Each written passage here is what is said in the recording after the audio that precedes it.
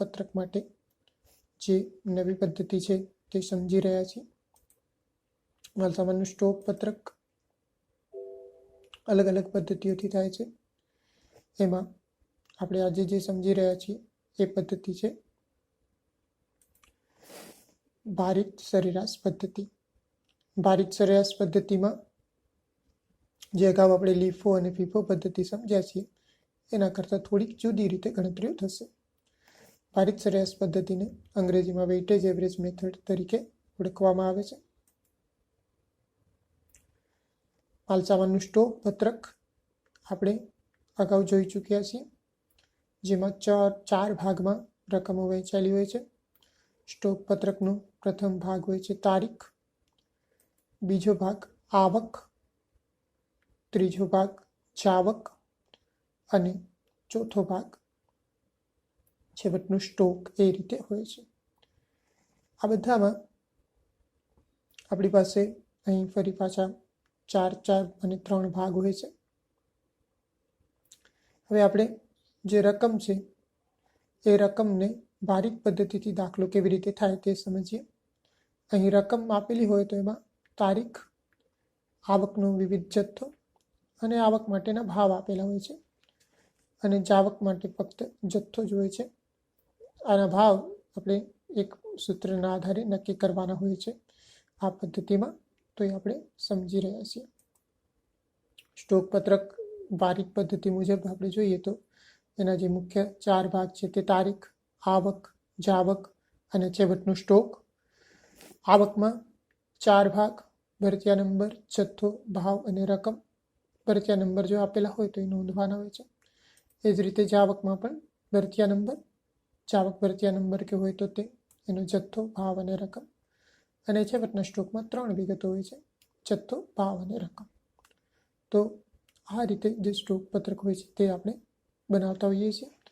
આ સ્ટોક પત્રકની આપેલી રકમ આપણે પહેલી જોઈએ તો પહેલી તારીખ છે એ અહીંયા તારીખના ખાનામાં આ પહેલો વ્યવહાર આપેલો છે તેની તારીખ મુજબ તારીખના ખાનામાં એનો આવકનો જથ્થો અને ભાવ અહીંયા આપણને આપેલા છે એ આવકમાં નોંધીએ છીએ,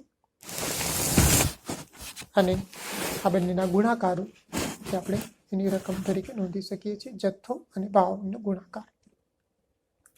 એ પહેલી જ રકમ હોવાથી એનો આપણે સ્ટોક એ જ રકમો લખી શકશું. જે જથ્થો છે તે જથ્થો, જે ભાવ છે તે ભાવ, અને એ જ રકમ એના ગુણાકાર. ફરી આપણે જોઈએ તો બીજી આપણી પાસે વ્યવહાર જે રકમ છે એનું રકમ આ રીતે છે. તો આ બીજો વ્યવહાર આપણી પાસે છે. આ તારીખ માટેનો જથ્થો આપેલો છે અને એના ભાવ આપેલા છે. તો એને આપણે સ્ટોક પત્રકમાં કઈ રીતે નોંધીએ તે તમારી સરળતા માટે અહીંયા નોંધું છું. તો આ તારીખ, એનો જથ્થો અને ભાવ. તારીખ તારીખના ખાનામાં નોંધાય છે, જથ્થો એની જથ્થાના ખાનામાં, અને એના ભાવ ભાવના ખાનામાં નોંધાય છે. અને આ બંનેના ગુણાકાર આપણે છેવટની બાકી તરીકે નોંધી શકીએ છીએ. તો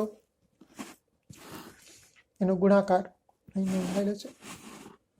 હવે મિત્રો, ભારિત પદ્ધતિ હોવાથી આપણે અહીંયા છેવટનો સ્ટોકની રકમ નોંધવા માટે એક સૂત્ર દ્વારા ગણતરી કરવાની હશે. આ સૂત્ર છે અને એમાં કઈ રકમો આવે છે તે આપણે સમજી લઈએ. તો એની સમજણ માટે આપણે જોઈએ તો અહીંયા આ સૂત્ર આપેલું છે P1 Q1 વત્તા P2 Q2 છેદમાં Q1 વત્તા Q2. P એટલે અંગ્રેજીમાં પ્રાઇસ થાય, Q એટલે ક્વોન્ટિટી થાય. તો આ P1 એટલે શું? તો એની વિગત છે આગળની બાકીના ભાવ. જે અગાઉની બાકી હોય એના ભાવ આપણે નોંધવાના હોય છે. ફરીથી રકમમાં હું બતાવીશ. એ જ રીતે આગળની બાકીનો જથ્થો Q1 તરીકે નોંધાય છે. કોષ્ટકમાં હું ફરીથી આપણા સ્ટોક પત્રકમાં બતાવીશ જ. એની આ રકમો નોંધાયેલી છે. એ જ રીતે P2 અને Q2. P2 એટલે જે ચાલુ આવક થઈ, વર્તમાન તારીખની આવક તે, અને ચાલુ આવકનો જથ્થો Q2 થાય છે. આ રકમો તમને દેખાય છે. હું તમને રકમ ફરી પાછું મૂળ પત્રકમાં બતાવું તો ગણતરીઓ આ P1 છે જે ગઈ બાકીનો પ્રથમ જથ્થો હતો, અને આ બીજો આપણી પાસે છે Q1. એ જ રીતે P2 અને Q2. આપ સમજી શકો છો કે ચાલુ જે રકમ છે તે Q2 અને ભાવ અને P2 કહેવામાં આવે છે. ફરીથી તમને સૂત્રમાં એ રકમો બતાવું તો અગાઉનો ભાવ અને જથ્થો અને ચાલુ ભાવ અને જથ્થો. સૂત્રમાં આ રકમો મૂકવામાં આવી છે. તો ભાવ અને જથ્થો અને છેદમાં બંને Q1 અને Q2 એટલે બંને જથ્થો છે. Q1 પ્રથમ જથ્થો, Q2 બીજો જથ્થો. તો એની રકમો નોંધી છે. એનું સાદું રૂપ આપવાથી જે ભાવ મળશે એ આપણે આ તારીખ માટેના ભાવ નોંધવાના રહેશે. તો આ રકમમાં ભાવ આપણે અહીંયા નોંધશું. અહીં જથ્થા માટે તો બંનેનો સરવાળો છે, Q1 અને Q2 નો સરવાળો. તો એનો સરવાળો મળે છે. ભાવ જે આપણે સૂત્ર દ્વારા મેળવ્યા છે તે આ ભાવની રકમ છે અને બંનેનો ગુણાકાર છેવટની બાકી નોંધાય છે.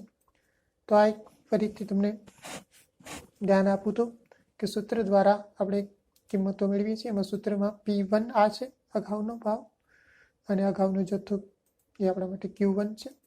એ જ રીતે P2 અને Q2 છે, જેના આધારે આપણે આ સૂત્રમાં કિંમતો મૂકીએ છીએ. તો મિત્રો આ સૂત્ર તમને યાદ રાખવું પડશે અને ગણતરી વખતે દર્શાવી એમાં આ કિંમતો દર્શાવી અને જે તે તારીખની ભાવની રકમ નક્કી કરવાની હશે. હવે માનું છું કે આટલી વિગત સમજાઈ ગઈ હશે. ન સમજાય તો ફરીથી તમે કોમેન્ટમાં પૂછી શકો છો. આગળનું વ્યવહાર આપણી પાસે આવે છે, તો એની નોંધ કરીએ. આગળની તારીખ, એમાં જાવક આપેલી છે, રકમ અહીંયા જોઈ શકો છો. આ તારીખમાં જાવકનો જથ્થો છે, ભાવ નથી. તો આ જાવક, એમાં આપણે આ જથ્થો નોંધીએ છીએ. અને મિત્રો ભાવ હવે લીફો કે ફીફોમાં આપણે જે પદ્ધતિથી કરતા હતા એના બદલે અહીંયા ભાવ એવી રીતે નક્કી થશે કે જે છેવટની અગાઉની બાકીનો ભાવ હતો તે જ ભાવથી જાવક નોંધવામાં આવશે. તો આ ભાવ આપણે નોંધશું. એના ગુણાકાર દ્વારા આપણે એની રકમ મેળવી શકીએ છીએ. તો આ બે બાબતો અહીંયા લીફો અને ફીફોથી અલગ પડે છે. એક તો જ્યારે છેવટનો ભાવ સ્ટોક લખતા હોઈએ છીએ ત્યારે એનો ભાવ નક્કી કરવો પડે છે ભારિત પદ્ધતિમાં, જે સૂત્ર દ્વારા થાય છે. અને બીજું, જ્યારે જાવક આવે ત્યારે એનો જથ્થા માટે જે ભાવ છેવટની બાકીના હોય તે આપણે નોંધતા હોઈએ છીએ. બાકીની પદ્ધતિ આપણે જે બાકીના દાખલાઓમાં કરી છે એ મુજબ જ રહેશે.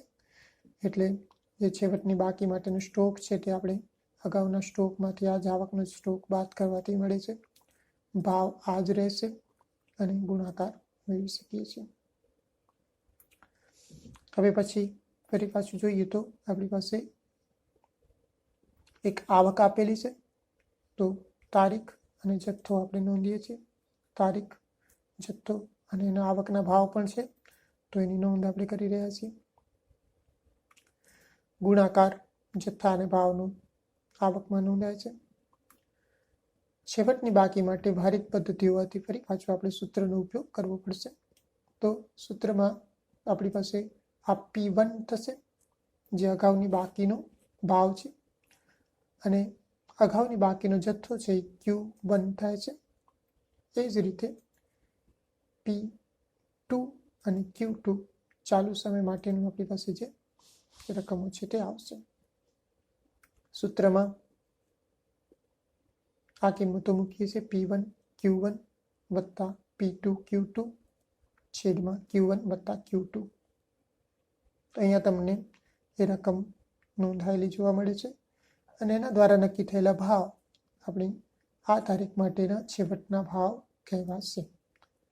ફરીથી P1 Q1 P2 Q2 સૂત્રમાં એની કિંમત મૂકી છે અને મળેલ ભાવ આપણને જે રકમ મળી છે આ રકમ આપણે સીધું ત્યાં છેવટની બાકીમાં નોંધશું.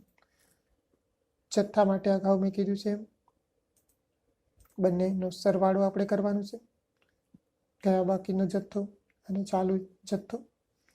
ભાવ જે સૂત્ર દ્વારા નક્કી થયા તે અને બંનેના ગુણાકાર છેવટની બાકીમાં નોંધાશે. આટલું કર્યા પછીનો વ્યવહાર આપણી પાસે છે જે આવકનો જ વ્યવહાર છે. રકમમાં તમે જોશો તો અહીં છે તો આ જ આવક માટેનો વ્યવહાર, એની તારીખના ખાનામાં જથ્થો અને ભાવ છેવટના જે નક્કી થયા હતા તે ભાવથી આ બંનેનો ગુણાકાર અહીં આપણે નોંધી શકીએ છીએ.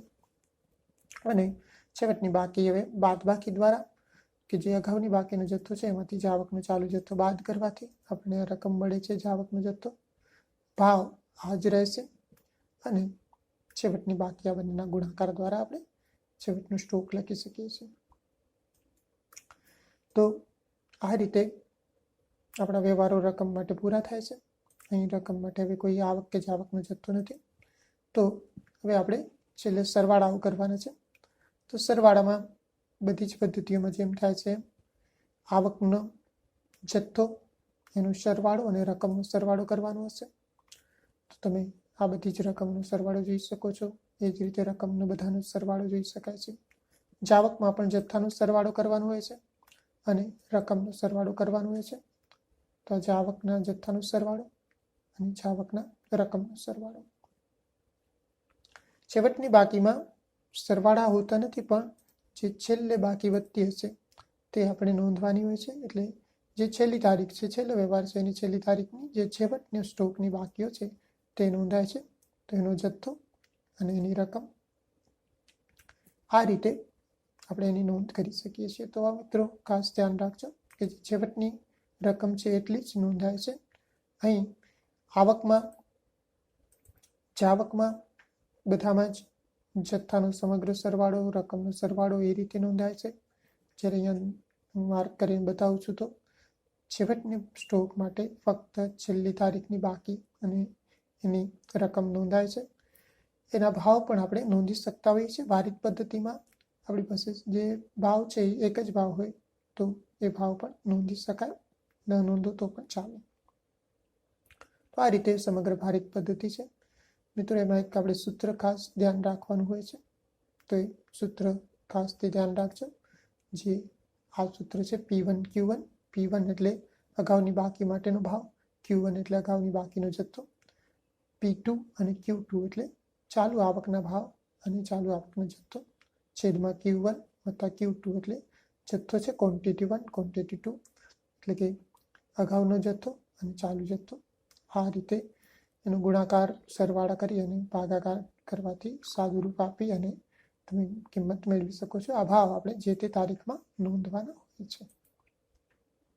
તો માનું છું કે આપને આ સમજણ મળી ગઈ હશે. છતાં પણ ન સમજાય તો ફરીથી કોમેન્ટ બોક્સમાં તમે લખી શકો છો અથવા તો મને પ્રશ્ન પૂછી શકો છો.